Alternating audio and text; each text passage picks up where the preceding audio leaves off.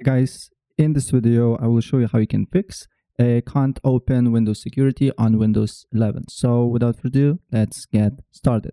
First of all, what I suggest you to do here is to go on search. Then you just need to write Windows PowerShell, right? Windows PowerShell, right click on it, run as admin. And then once the window is opened, you need to copy this command. I will leave this command in the description below so you can easily copy and paste it. And then here you just need to paste it and hit yes, right? Hit enter. And after that, you just need to close it and look if the problem persists or not.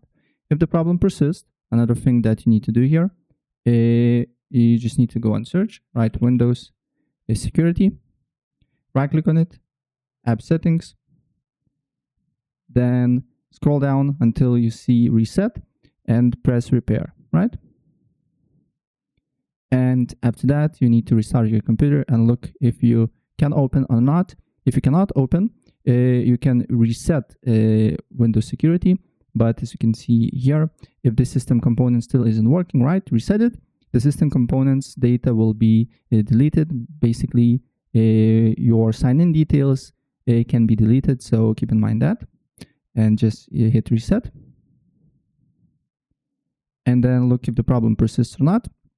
If the problem persists, open up CMD or command prompt, right click on it, run as admin. And then on command prompt, you just need to write CFC space / scan now. And then you need to wait until a scan is done. And after scan is done, you just need to restart your computer, and after that, you need to look if the problem persists or not. But hopefully, it should fix your problem. So yeah, if I helped you out, please press like button and subscribe for more. Take care. Bye.